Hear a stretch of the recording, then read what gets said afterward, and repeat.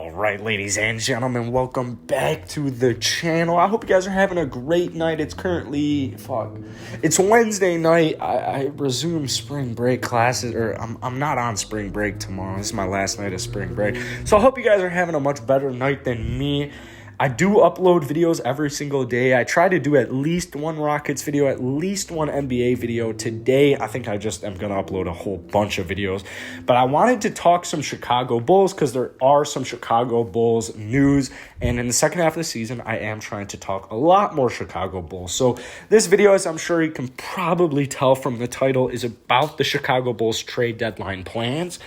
Pretty much tomorrow, it's not, I don't think it's been 100% confirmed, but tomorrow we should see Lauri Markkanen and Otto Porter Jr. back in Chicago Bulls uniforms.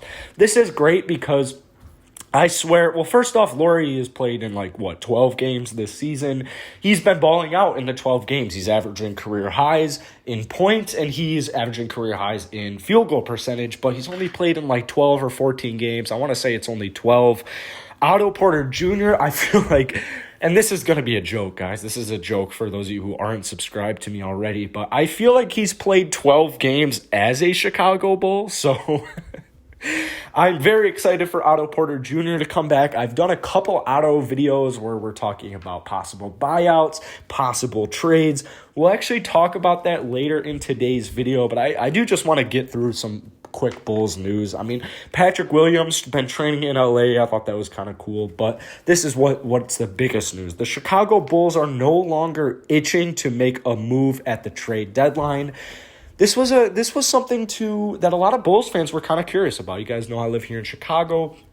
A lot of rumblings been going on about Lauri Markkanen in particular, Otto Porter Jr. recently, but just kind of in general, Lauri Markkanen, even Wendell just all season, even some rumors about Zach LaVine, even some rumors about Kobe White. There have just been Chicago Bulls rumors all season because it's been, do we butcher the team or do we continue to grow? Do we get more? Do we buy? Do we sell? It's just a whole bunch of questions. So it's cool to see that we're no longer itching to make a trade at the deadline because if you watch my video from a few days ago, you'll know that the Indiana Pacers called and inquired about Thaddeus Young. They called and inquired about Garrett Temple, who to the Bulls are both untouchable, and I absolutely love it. They're not available, and I just absolutely love it.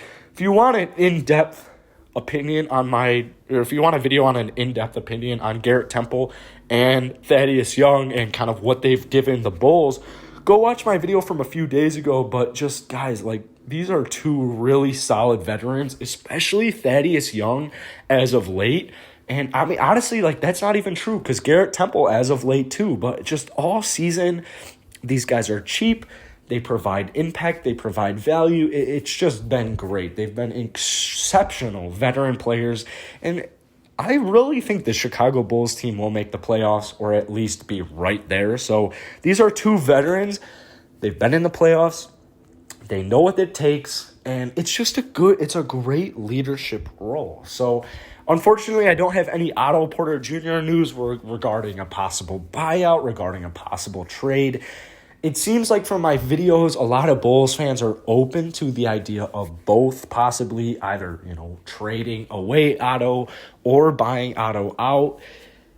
I can see the logic between both because if we're making the playoffs, Otto Porter Jr. would be extremely valuable to us. But if we're thinking long-term growth, I mean, Otto coming off the bench behind Patrick Williams, if it's truly, there's been rumors. This is what I'm trying to say is there's been rumors that Otto hates coming off the bench. If those rumors are true and it's really affecting his morale, and if worse, it ends up affecting the locker room and just the team morale in general, then we have a huge issue. But Otto Porter Jr. doesn't really strike me as that type of guy. So I'm sure just he's not a fan of coming off the bench. So it's interesting to possibly play around with trades or with possible buyouts. But, I mean, this dude's barely played as a Bull. He really, especially this year, this dude has literally barely played as a Chicago Bull since we got him. So I love you, Otto. I really do. But if we can get some value for you, I'm going to do that in a heartbeat because you really haven't given us any value. So, and you're very, very expensive. It's like the contract is like, Jesus, Washington, no wonder you're so bad at basketball. Like, you don't even know how to pay people right. But that's not fair at the same time because Otto had a good year a couple of years ago. I'm going to end the video on this topic, Andre Drummond, because I think this is something that the Chicago Bulls really should get on. And this is why. First off, it helps out every team. If you want to make the playoffs, it helps you out. Because Andre Drummond, he's a great rebounder. And I think a coach like Billy Donovan can really kind of elevate Andre Drummond's game. If you've been watching my videos, you'll know my opinion on Andre Drummond. I think it's extremely lazy. I think he is so lazy. But I think he's a great basketball player. I think he just tries to do too much with too little because he's been on the Pistons, he's been on the Cavs. Like, can you really blame him? This is getting Andre Drummond on the Chicago Bulls, it's so low risk, it's so high reward to me that I don't even see a reason why not to inquire. Because not even because, it's more of what's going on with the Cavs. Are they going to buy him out? Are they going to trade him? What's going to go on? But either way, whatever happens to Andre Drummond, I really think that the Chicago Bulls are going to be a dark horse because I've seen a lot of rumblings. I've even made a couple of videos. I think Andre Drummond fits very well on the Los Angeles Lakers. Like, I think he fits so well. But you guys know, I live here in Chicago. I'm an MJ fan. I'm not a LeBron fan. So I would so much rather have Andre Drummond be a Chicago Bull than a Los Angeles Laker because I think that just helps out not only the Brooklyn Nets, but just every team in the West, like the Suns, the Jazz, the Clippers. I think that just helps them out immensely not getting Andre Drummond because he is one of the favorites if they were to buy him out. So I'm so curious to hear what you guys have to say about just the Chicago Bulls season in general, because if you're not familiar with my channel, I upload mainly Rockets videos. I kind of came off making mostly Rockets videos, and just recently I've been getting into NBA videos in general, and for my OG fans, you guys know I live here in Chicago, so that's why I've been uploading a lot of Bulls videos.